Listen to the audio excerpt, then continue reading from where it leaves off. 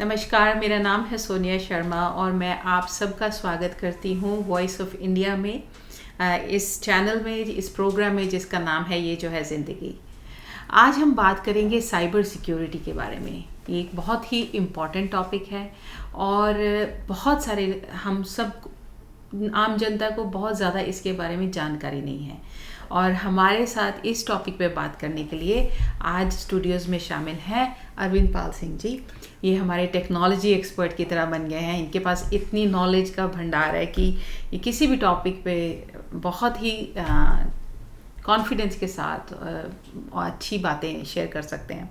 तो अरविंद जी, अगेन आपका बहुत बहुत स्वागत। हमें बताइए कि साइबर सिक्योरिटी क्या है और ये क्यों इम्पोर्टेंट है। साइबर सिक्योरिटी दो शब्द हो गए इसमें, राइट? साइबर प्लस सिक्योरिटी जी। साइबर मतलब जो ऑनलाइन वर्ल्ड है जी, चाहे वो आपके laptop, desktop, iPad, mobile devices, किसी भी तरह की जो चीज़ है इस तरह वाली, वो सारी साइबर वर्ल्ड से कनेक्ट हो गई, इंटरनेट के साथ कनेक्ट होती है। इंटरनेट जी। और जो दूसरी है सिक्योरिटी के, हमें अपने आप को इस जो साइबर वर्ल्ड है उसमें कैसे अपने आप को सिक्योर करना है। ना ऐसे नहीं कि सिर्फ अपने को, इवन अपने फैमिली मेम्बर्स को भी। क्योंकि मान लीजिए अगर हम किसी ऐसे ग्रुप में बैठे हुए हैं जहाँ पर लोग बंदूकें लेकर बैठे हुए हैं, उनसे तो हमें मालूम है, दिख रहा है कि हाँ भी इनसे बचना है जी, राइट? लेकिन जो साइबर वर्ल्ड है उसमें तो ये भी नहीं दिख रहा कि दूसरी पार्टी इंटरनेट के अक्रॉस कौन है, दूसरे कंप्यूटर पे कौन बैठा हुआ है। वो सच्ची मुच्ची में सोनिया बैठे हुए हैं या कोई और बैठा हुआ है, राइट? लेकिन वो जो चीज़ है उनसे हमें अपने आप को कैसे प्रोटेक्ट करना है, वही सारा कुछ साइबर सिक्योरिटी है। तो बेसिकली एक छुपे दुश्मन को जी हाँ कैसे कॉम्बैट करना है, करेक्ट, इसके बारे में बातचीत जो भी होगी वो साइबर सिक्योरिटी में आती है जी हाँ। तो हम जो फिजिकल वर्ल्ड में तो आमने सामने एक हमारी आइडेंटिटी है, लेकिन आजकल के ज़माने में इंटरनेट इतना प्रेवलेंट है, हमारी ज़िंदगी में इतना ज़्यादा शामिल है कि हम सब की एक आइडेंटिटी एक इंटरनेट पे अलग आइडेंटिटी है। बिल्कुल ठीक। और उसको कैसे प्रोटेक्ट करना है खुद को और अपनी फैमिली को जी, that is all covered under cyber security. बिल्कुल ठीक, ऐसा ही है जी।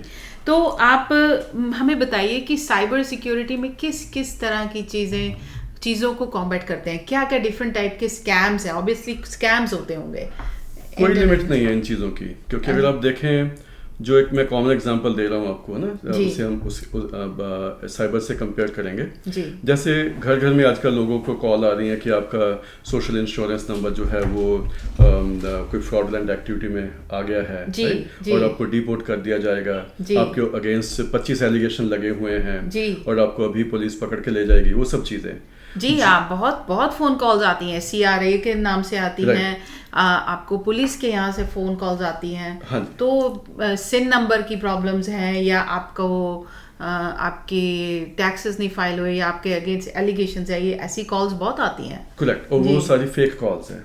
सो पहली तो बात ये है, ये ऐसी एजेंसीज कभी भी फ़ोन पर आपसे आपका सिन नंबर नहीं पूछेंगी या कोई भी ऐसी इन्फॉर्मेशन नहीं देंगी जी, राइट? सो ये जो आपने कुछ कीवर्ड बोले हैं जैसे सिन नंबर जी, राइट, या कोई डेट ऑफ बर्थ हो गया, या लीगल नेम हो गया, या हमारा जो फिजिकल रेजिडेंशियल एड्रेस है, एम्प्लॉयर का नाम है, मदर्स मेडन नेम है, वो सब चीज़ें क्या है, अगर किसी को पता चल जाए, मान लीजिए मुझे आपकी ये सारी डिटेल पता चल गई, राइट? तो I can always pose my self कि हाँ भी मैं ही सोनिया शर्मा हूँ और आपके नाम पर लोन ले सकता हूँ।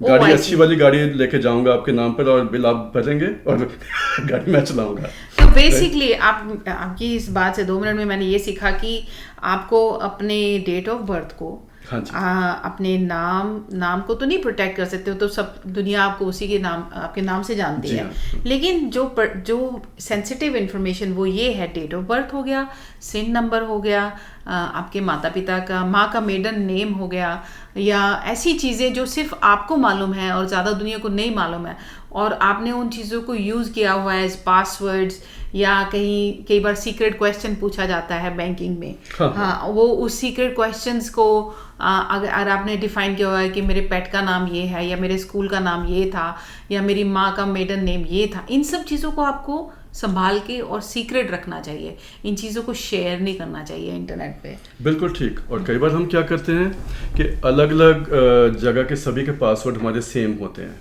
हमें लगता है कि एक ही रखेंगे तो हम भूलेंगे नहीं उसको जी, लेकिन वही हमारी प्रॉब्लम बन जाती है जी। मान लीजिए हमारे पास 10 अलग अलग वेबसाइट के रजिस्ट्रेशन आईडी हैं, राइट, या अपना ईमेल का ही आईडी है, वो सभी में सेम पासवर्ड रखा हुआ है। अगर उसे हम रेगुलरली चेंज नहीं करेंगे, that means we are vulnerable to these things. Right तो आप जितने भी ज़्यादा अपने आप को होशियार समझे कि मैंने बहुत होशियारी से कोई पासवर्ड रखा है, लेकिन जनरली हमसे भी ज़्यादा होशियार लोग बैठे हैं जो कि हैकर्स हैं, जिनको ये सब चीज़ों का पता है कि क्या इंसान की सोच हो सकती है अपना पासवर्ड डिफाइन करने के लिए, और वो उस तरह से आपकी तरह सोच के आपका पासवर्ड आराम से ढूंढ सकते हैं। हाँ जी। तो मैं एक एग्जांपल देना चाहूँगा आपको। मान लीजिए कोई मतलब ऐसे सोशल स्कैमर भी बहुत हैं जी, ठीक है। सोशल स्कैमर का मतलब है कि पार्टी में बैठे हुए हैं, मान लीजिए मैं स्कैमर हूँ, ठीक है, और you are the vulnerable person, ठीक है। तो मैंने बात में आपसे पूछना शुरू कर दिया कि ठीक है आपका ना, अच्छा सोनिया जी, ठीक है, हाँ। तो द लास्ट नेम आप मतलब, ओ अच्छा आप वहाँ से हैं, उस जगह से हैं, ठीक है, दिल्ली से हैं, हाँ। तो बेसिकली मुझे आपका नाम पूरा पता चल गया जी। पेरेंट्स जो हैं उनकी थोड़ी सी आइडेंटिटी ये समझ में आ गई कि वो किस एरिया के हैं जी।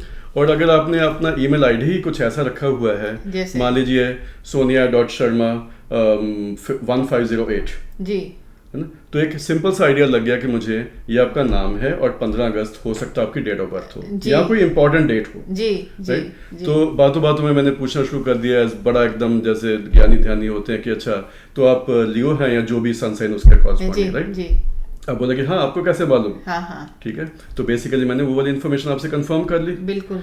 15 अगस्त मतलब 15 की डेट भी कंफर्म हो गई और 8वां महीना भी हो गया जी। तो इनडायरेक्टली आपने अपनी इन्फॉर्मेशन खुद ही सप्लाई कर दी जी, जी। तो डेट ऑफ बर्थ तो पता लग गई आपको, डेट ऑफ बर्थ पता चल गई, आपका नाम भी पता चल गया जी। और मान लीजिए अगर मैंने आपसे ये पूछ लिया कि आप बैंक किस बैंक में जाते हैं जी, ना, आपने एकदम अच्छी तरह से बता दिया कि हाँ ये वाला आरबीसी में मेरा अकाउंट है, या तो फिर ऐसे भी बात कर लेते हैं, आप कौन से बैंक के साथ कोई रेकमेंड कर दीजिए, मैं बैंक ढूंढ रहा हूँ, हाँ, तो जनरली इंसान वही कहेगा हाँ मैं आरबीसी के साथ डील करती हूँ या मैं टीडी के साथ करती हूँ, तो आपको आइडिया हो जाएगा कि ऑब्वियसली ये बैंक जो है यूज किया जा रहा है।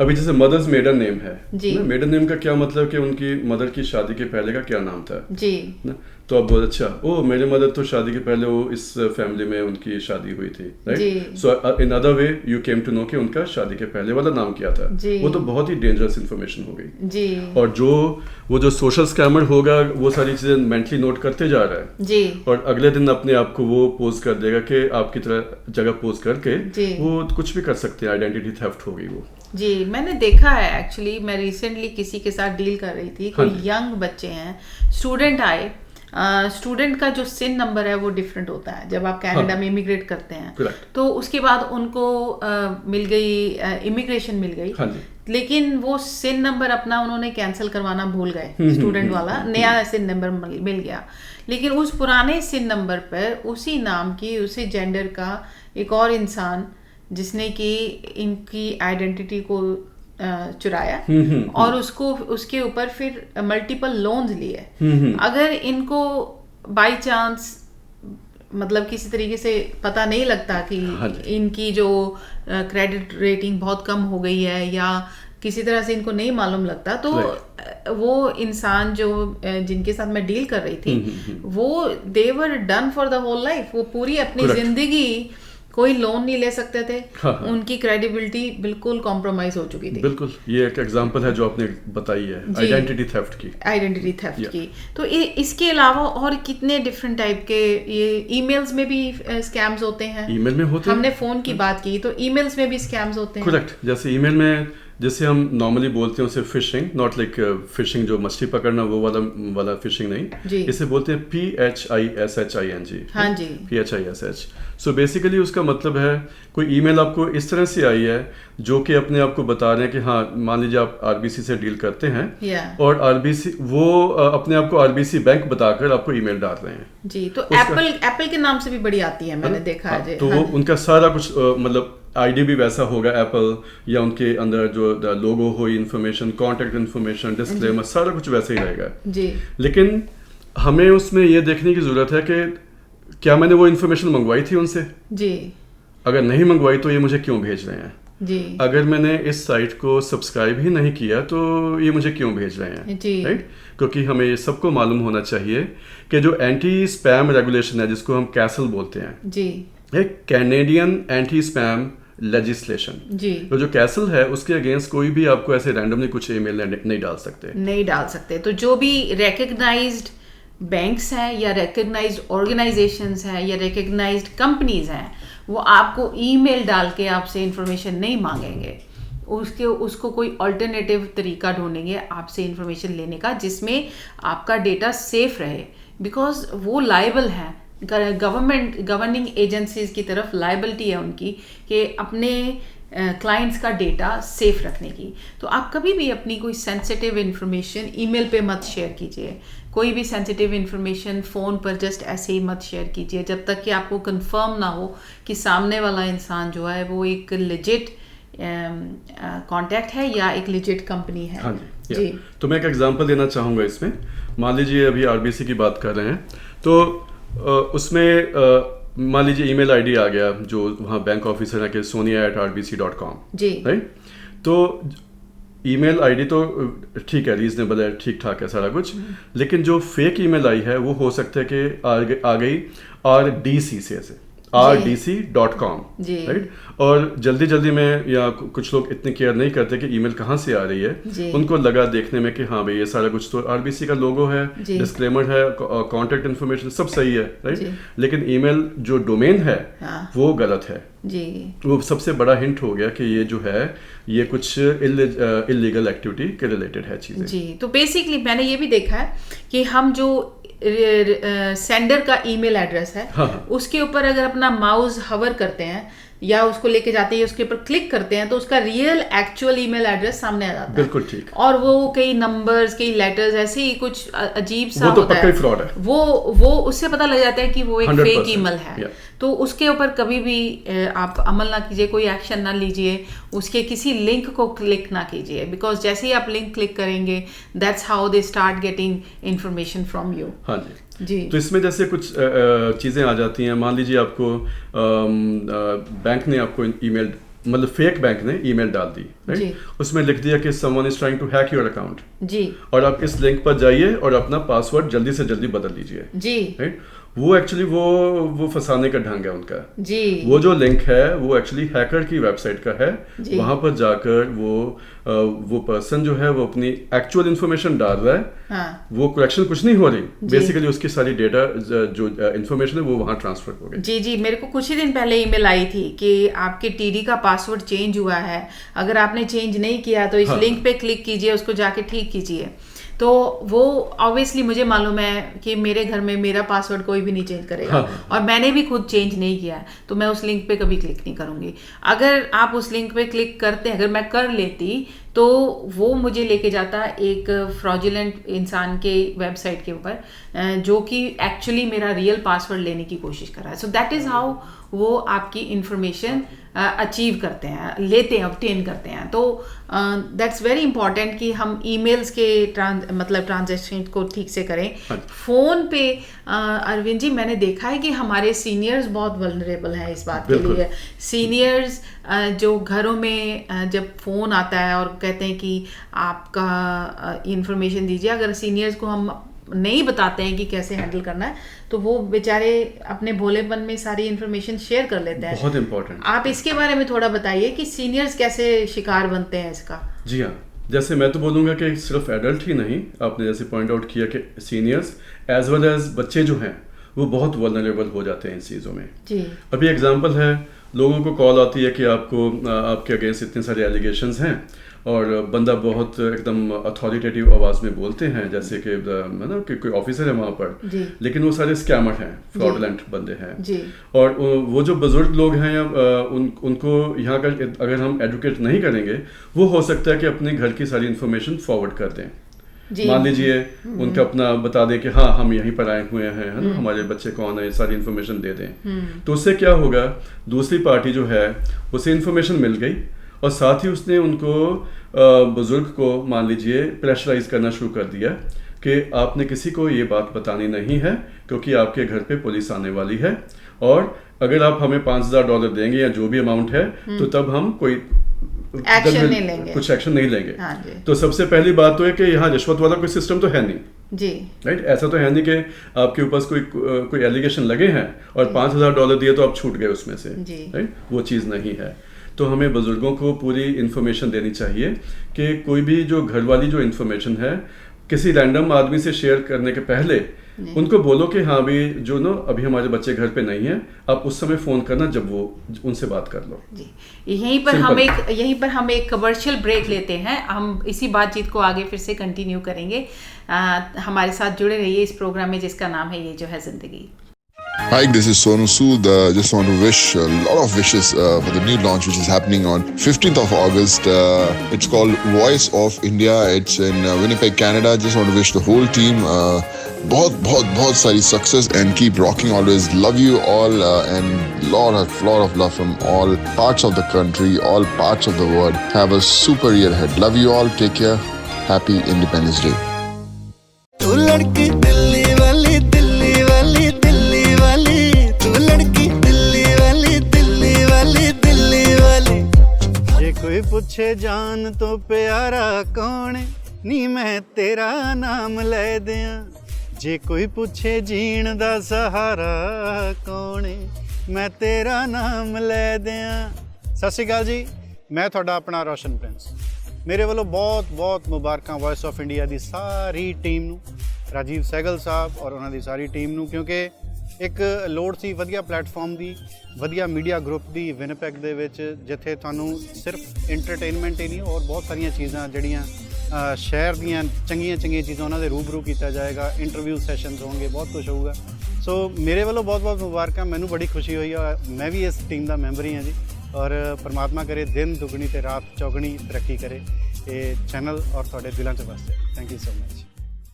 ਸਿਫਤ ਕਰਾਂ ਕੀ ਦੱਸ ਤੇਰੀ ਨੀ ਪੰਜਾਬਣੇ, ਸੂਟ ਪਾ ਕੇ ਲੱਗੇ ਬੜੀ ਸੋਹਣੀ ਨੀ ਮਜਾਜਣੇ।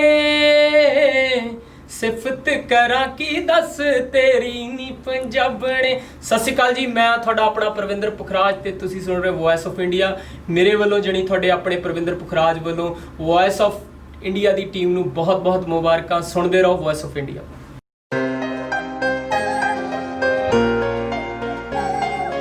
ਵਿਨੀਪੈਗ ਦੀਆਂ ਰਾਤਾਂ ਲੰਮੀਆਂ ਹੋ ਗਈਆਂ, ਛੇਤੀ ਜੇ ਦਿਨ ਢਲ ਜਾਂਦਾ ਹੋ ਉੱਥੇ ਵੀ। ਸ਼ੀਤ ਹਵਾਵਾਂ ਠੰਡੀਆਂ ਚੱਲਦੀਆਂ ਪਿੰਡ ਵੱਲ ਨੂੰ, ਥੋੜਾ ਪਾਲਾ ਚੜ ਜਾਂਦਾ ਹੋ ਉੱਥੇ ਵੀ। ਸਤਿ ਸ਼੍ਰੀ ਅਕਾਲ ਜੀ, ਮੈਂ ਰਾਜਾ ਤੇ ਤੁਸੀਂ ਸੁਣ ਰਹੇ ਹੋ ਵੌਇਸ ਆਫ ਇੰਡੀਆ। ਵਿਨੀਪੈਗ ਦੀਆਂ ਰਾਤਾਂ ਲੰਮੀਆਂ ਹੋ ਗਈਆਂ, ਛੇਤੀ ਜੇ ਦਿਨ ਢਲ ਜਾਂਦਾ ਹੋ ਉੱਥੇ ਵੀ। ਸ਼ੀਤ ਹਵਾਵਾਂ ਠੰਡੀਆਂ ਚੱਲਦੀਆਂ ਪਿੰਡ ਵੱਲ ਨੂੰ, ਥੋੜਾ ਪਾਲਾ ਚੜ ਜਾਂਦਾ ਹੋ ਉੱਥੇ ਵੀ। व्यूअर्स, आपका स्वागत है ब्रेक के बाद इस प्रोग्राम में जिसका नाम है ये जो है ज़िंदगी। हम बातचीत कर रहे हैं अरविंद पाल सिंह जी से साइबर सिक्योरिटी के बारे में, और बात हो रही थी कि जब फ़ोन कॉल्स आते हैं, फेक फ़ोन कॉल्स और फ्रॉडुलेंट फ़ोन कॉल्स, और हमारे सीनियर्स जब उसके विक्टिम बनते हैं, तो उसके बारे में हम बातचीत कर रहे थे अरविंद जी। तो आपको क्या लगता है कि अगर हम 2-4 चीज़ें सीनियर्स को बता सकते हैं इस बारे में कि कैसे वो सेफ रहें? सर्टनली, मैं तो बोलूँगा अगर कोई अननोन कॉल आती है किसी जिनको हम पहचानते नहीं है या हमारे बुजुर्ग उनको पहचानते नहीं है, तो उनको कोई ऑब्लिगेशन थोड़ा है कि उनकी कॉल अटेंड करनी है। आप कॉल ड्रॉप कर सकते हैं, यानी कॉल काट दीजिए। हाँ, अगर हमें वो मालूम ही नहीं है कि कौन बोल रहा है, ठीक है, क्योंकि safety is better than obligation. जी, किसी को नाराज करने से इज स्टिल ओके, लेकिन आपकी सेफ्टी उससे ज्यादा इम्पोर्टेंट है। जी, ठीक है। और दूसरी बात है जैसे प्राइवेट नंबर से कॉल आती हैं जी, जो हम नंबर रिकॉग्नाइज नहीं कर रहे, तो अगेन जो बंदा आपको कांटेक्ट करने की कोशिश कर रहा है, let them call from A recognisable number. हाँ, और मोस्टली घरों में आंसरिंग मशीन्स हैं, उसमें मैसेज जाने दीजिए। हाँ जी। और कई बार तो क्या है, आंसरिंग मशीन में जा रहा है, ठीक है, बाद में सुन लेते हैं जी, जिसको इम्पोर्टेंट कोई बात करनी है वो अपनी कॉन्टेक्ट इन्फॉर्मेशन छोड़ते हैं, तो यू कैन कॉल बैक जी।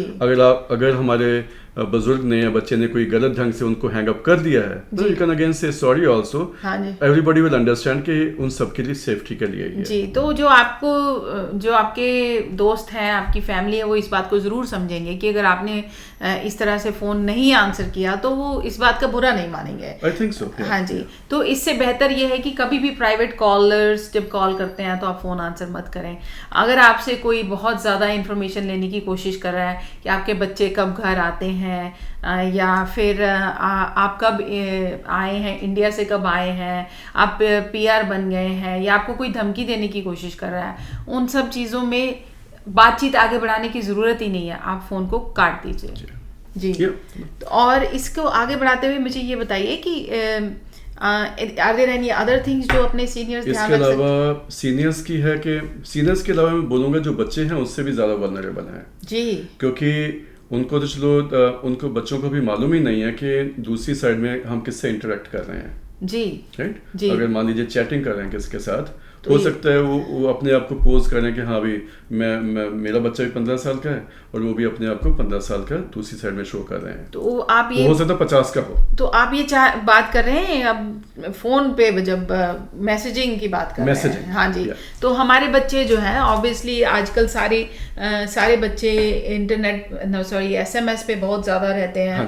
अधिकतर बहुत सारी चैटिंग एप्स हैं जिनको यूज़ किया जाता है। तो बेसिकली आप ये कह रहे हैं कि बच्चों को सेफ रखना ज़्यादा ज़रूरी है क्योंकि उनको ये मालूम होना चाहिए कि अगले दूसरी तरफ कौन इंसान है जो उनसे बातचीत कर रहा है। लेकिन इंटरनेट में तो आप पता नहीं कर सकते हैं कि जिससे अगर मेरा 16 साल का बेटा किसी से बात कर रहा है, ये नहीं मालूम है कि अगली तरफ कोई उसी की उम्र का बच्चा है या कोई बड़ा बैठा हुआ है जो उसको एक्सप्लॉइट करने की कोशिश कर रहा है। हाँ जी, तो ये जानने का कोई ढंग तो नहीं है अनलेस हम उसकी कोई फोटो देखें या क्या इंटरेक्शन हो रहा है बच्चों का उनके साथ वो देखें, राइट, कुछ मॉनिटर करें जी। लेकिन आजकल का कुछ सिस्टम ऐसा बना पड़ा है कि बच्चे भी प्राइवेसी चाहते हैं जी। और अगर हम उन्हें कुछ कहने की कोशिश करते हैं तो वो बोलते हैं ना थोड़ी आप ज्यादा नोकझोंक कर रहे हैं, हेलीकॉप्टर मॉम बनने की कोशिश कर रहे हैं। हाँ जी, हाँ जी। उसमें क्या है कि कुछ ऐसे ढंग हमें अपनाने चाहिए। मान लीजिए हम उनकी जो ब्राउजिंग हिस्ट्री चेक कर देते हैं जी, या कुछ ऐसे जो सेफ्टी सॉफ्टवेयर है वो इंस्टॉल कर सकते हैं प्रोटेक्शन वाले जी। और बच्चों को कुछ ऐसी एजुकेशन दे सकते हैं कि किसी अननोन स्ट्रेंजर से बात नहीं करनी जी जी। अगर बात कर रहे हैं, मान लीजिए हम मेरा बच्चा है तो मैं उससे बीच में यहीं पर जो पेरेंट्स और बच्चों की इंटरेक्शन या बॉन्डिंग की इंपॉर्टेंस आती है। कम्युनिकेशन ओपन होना चाहिए, ओपन रखें। कुछ बात हो रही है, ठीक है ना, उनको अगर वो बोलते हैं तो मैं तो उससे चैटिंग कर रहा था, राइट, तो ठीक है, वो वी शुड अंडरस्टैंड। ऐसा नहीं कि उसकी मैं लाइफ में इंटरफेयर कर रहा हूँ, लेकिन एटलीस्ट मुझे मालूम होना चाहिए किससे बात हो रही है, किससे बातचीत हो रही है जी जी। क्यों ये इम्पोर्टेंट है? क्योंकि मान लीजिए कुछ बच्चे, क्योंकि देखिए टीनेज वैसी जो है लाइफ की स्टेज जो है, राइट, उसमें हार्मोनल चेंजेस हो रही हैं, वो किसी भी तरह के कुछ भी मान लीजिए उल्टे पुल्टे मैसेज भी एक्सचेंज कर रहे हैं, राइट, या कोई मान लीजिए मैं बोलूँगा सेक्सुअल इमेजेस एक दूसरे की शेयर कर रहे हैं, राइट, तो उससे क्या है कि वो इमेज शेयर कर ली उसने, हालांकि वो भी गलत है, मैं उसकी कोई चीज़ एक्सेप्टेबल नहीं है, लेकिन जिस पर विश्वास करके भेजी थी वो उस आदमी ने किसी थर्ड पार्टी के साथ शेयर कर ली जी। तो क्या होगा उस जिसने भेजी थी, तो वो तो उसकी इमेज वायरल हो गई है, वायरल हो गई। तो वो जो शर्मसार जो हो गए, उसकी वजह से जो कई चीजें, बहुत सारी कॉम्प्लिकेशन आ जाती हैं, बहुत कॉम्प्लिकेशंस आती हैं, बच्चे डिप्रेशन में चले जाते हैं, डिप्रेशन या कई लोग सुसाइड में भी चले जाते हैं जी। और वो बहुत ही सीरियस इम्प्लीकेशंस हैं इन चीजों के। तो ये बहुत इंपॉर्टेंट है कि बच्चों के साथ आप बैठ के बातचीत करें, हाँ जी, उनको एजुकेट करें कि कैसे कौन सी चीज़ें एक्सेप्टेबल हैं इंटरनेट पे एक्सचेंज करने के लिए और कौन सी नहीं है। बिल्कुल ऐसा ही जी। और बल्कि मैं बोलूँगा इसको दूसरी अगर डायरेक्शन दें, जो जिसे हम साइबर बुलिंग कहते हैं जी, राइट, साइबर बुलिंग में भी मान लीजिए किसी की जो फिजिकल अपीयरेंस है या कुछ रेशियल एथनिसिटी है, सब चीज़ें उसके ऊपर कोई कमेंट कर रहा है जी, और बच्चे जो हैं वो अपने आप को महसूस करके हमें बुलिंग हो रही है, नहीं वो कह नहीं पा रहे हैं, उनको तंग किया जा रहा है, लेकिन वो नहीं लेकिन वो उस चीज को शेयर नहीं कर पा रहे हैं जी। वो उस टॉर्चर को सहते जा रहे हैं और उसके बारे में कोई कुछ कर नहीं पा रहे हैं।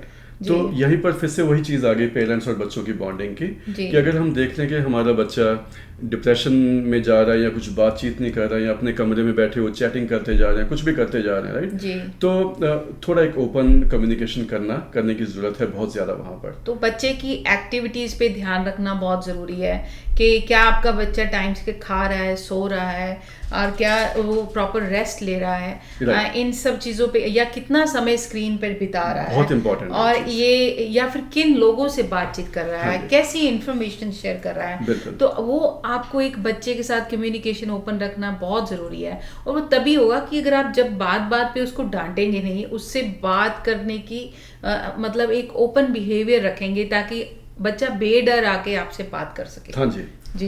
अभी देखिए कुछ साल पहले, मेरे ख्याल 2-3 साल पहले, वो एक गेम चली थी, शायद ब्लू व्हेल था उसका नाम, कुछ ऐसा था। हाँ जी, मुझे एग्जैक्टली नाम नहीं ख्याल, लेकिन उसमें क्या था, वो एक दूसरे को डेयरिंग करते थे कि अच्छा ये वाला काम करो जी, तो मान लीजिए अपनी 5वीं मंजिल से छलांग नीचे लगा लो जी, 5वीं मंजिल से छलांग लगाएं तो क्या होगा जी, एज गुड एज के डेथ। हाँ जी, हाँ जी। या अपने आप को बॉडी पर कुछ चीरा लगाओ जी, या जहर खा लो, ये सब जो ऊट पटांग की बातें थी उस गेम का पार्ट थी जी। इतनी डेंजरस थी कि दुनिया भर को उसने हिला दिया था जी। और जो पेरेंट्स अपने बच्चों के साथ कम्युनिकेट नहीं कर रहे थे तो मेरे ख्याल उन्होंने उसके रिजल्ट भी देखे उन चीजों हाँ जी, हाँ जी। वो चीजें हमें देखने की जरूरत है कि जो कुछ भी फालतू वाला सॉफ्टवेयर डाउनलोड नहीं करना, या कोई गेम्स बच्चे खेलते हैं, कौन सी गेम है उसमें, क्योंकि उसमें जो टर्म्स एंड कंडीशंस आती हैं फटाफट हम बोलते हैं हाँ आई एक्सेप्ट, नहीं, लेकिन उसमें क्या लिखा हुआ है वो तो लीगली वो दूसरी पार्टी अपने को बचा गई जी, है ना। उन्होंने बोलना है कि हमने तो लिखा हुआ टर्म्स कंडीशंस में क्या चीजें हैं, बिना पढ़े आपने हाँ कर दिया, बिना पढ़े। और वैसे भी अगर 20 पेज का डॉक्यूमेंट होगा तो वो कौन पढ़ता है, पढ़ता नहीं है कोई भी। हाँ जी। तो छोटा सा सोल्यूशन है कि जो फालतू बेकार की जो सॉफ्टवेयर हैं या गेम्स हैं या कोई चैटिंग सॉफ्टवेयर हैं या कुछ भी आलतू फालतू वेबसाइट पे जाना है उसे आप अवॉइड कर लो जी।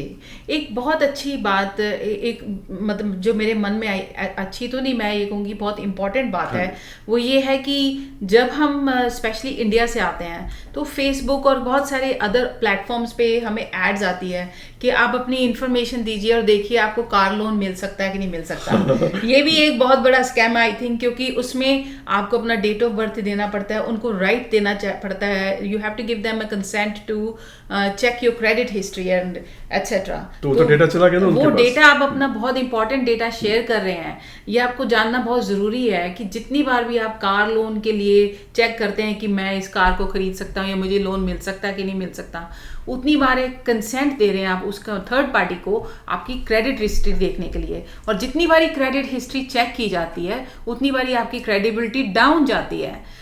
जब आप किसी बड़े जगह पर कोई बड़ा लोन लेने जाएंगे, कोई मोर्गेज के लिए देखने जाएंगे, तो वो उस वक्त देखा जाएगा कि आपकी क्रेडिट हिस्ट्री बार बार क्यों चेक हो रही है, क्या आप अपने पैसे मतलब क्रेडिट जो है उसको अच्छी तरह से हैंडल नहीं कर रहे हैं या अपने बिल्स प्रॉपरली पे नहीं कर रहे हैं, तो आपको नहीं मालूम लगेगा कि आपने अपनी क्रेडिट हिस्ट्री को कितना हर्ट कर दिया है।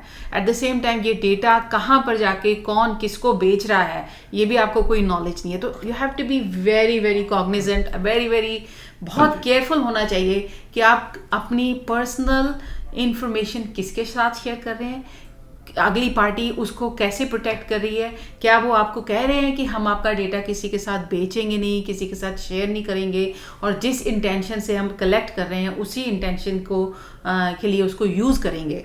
ये इन सब टर्म्स एंड कंडीशंस को पढ़ना बहुत ज़रूरी है। बिना पढ़े एक्सेप्ट को मत टिक मार्क करें, टेक योर टाइम, क्योंकि आपकी सिक्योरिटी आपकी अपनी जिम्मेवारी है। तो इन सब चीज़ों को ध्यान में रखते हुए अपने को प्रोटेक्ट कीजिए, अपनी फैमिली को प्रोटेक्ट कीजिए, अपने बच्चों को प्रोटेक्ट कीजिए, क्योंकि आजकल का ज़माना सारा सोशल मीडिया पे और इंटरनेट पर सारी ज़िंदगी हम जीते हैं। आजकल कोविड के टाइम्स में और भी ज़्यादा इंटरनेट का यूसेज है, और it is even more important कि आप अपनी जो साइबर आइडेंटिटी है उसको प्रोटेक्ट करके रखें। बिल्कुल। आप कोई बात और कहना चाहते हैं, इसमें ऐड करना चाहते हैं? मैं इसमें ऐड करना चाहूँगा कि कनाडा में इसके अगेंस्ट काफ़ी सीरियस कॉन्सिक्वेंसेस हैं जी। अगर कुछ भी साइबर क्राइम होता है और अगर किसी को भी कोई साइबर क्राइम की कोई इंफॉर्मेशन मिलती है कि फैमिली में हो रही है या किसी पड़ोसी के साथ हो रही है, कहीं भी हो रही है, तो कैनेडियन गवर्नमेंट ने वो वाला डिपार्टमेंट बनाया हुआ है, that's called anti fraud centre. तो उसकी मैंने इंफॉर्मेशन स्टोर कर रखी है अपने पास, वो मैं नंबर आपके साथ शेयर करूंगा। वो एक तो cybertips.ca है, दूसरा है antifraudcenter.ca, और एंटी फ्रॉड सेंटर का नंबर है 1-888-495-8501। और इसके अलावा अगर कुछ भी ऐसी चीजें होती हैं तो हमें पुलिस को इन्फॉर्म करना चाहिए। तो सबसे सिंपल तरीका कि पुलिस में रिपोर्ट कीजिए, पुलिस में रिपोर्ट करिए, वो पहला काम है। और वो तो आगे बताएंगे ही, लेकिन एट द सेम टाइम हमें भी प्रोएक्टिवली कुछ काम करना चाहिए। अगर हमारा सिन नंबर में कुछ गड़बड़ हो चुकी है बिकॉज ऑफ अदर स्कैमस्टर, तो CRA और सर्विस कैनेडा, इन दोनों को अपडेट करना चाहिए कि ये चीज मेरे साथ हुई है। तो सबसे पहले पुलिस में इन्फॉर्म कीजिए, CRA में इन्फॉर्म कीजिए, और सर्विस कनाडा में इन्फॉर्म कीजिए, स्पेशली अगर आप सिन नंबर के साथ आपकी कोई कॉम्प्रोमाइज हुआ है तो, और क्रेडिट ब्यूरो के साथ कनेक्शन कीजिए कि आपकी जो है आइडेंटिटी थेफ्ट हुआ है। जितनी जल्दी आपको पता लगे उतनी जल्दी रिपोर्ट कीजिए, ताकि आप सेफ रहें, आपकी फैमिली सेफ रहे। ये सारी इन्फॉर्मेशन हम प्रोग्राम में शेयर करेंगे ताकि आप इन सब चीज़ों को नोट कर सकें और अपने आप को प्रोटेक्ट कर सकें। इसी के साथ अरविंद जी, मैं आपका बहुत बहुत शुक्रिया अदा करती हूँ। आपने बहुत इंपॉर्टेंट इन्फॉर्मेशन बड़े सिंपल लफ्ज़ों में, बड़े अंडरस्टैंडेबल लफ्ज़ों में हमें बताई है। तो आपका हमारे स्टूडियोज़ में आने के लिए बहुत शुक्रिया, अपना टाइम निकालने के लिए बहुत शुक्रिया। थैंक यू व्यूअर्स, एंड हम मिलेंगे अगले शो में, अगले एपिसोड में, इस प्रोग्राम में जिसका नाम है ये जो है ज़िंदगी। धन्यवाद।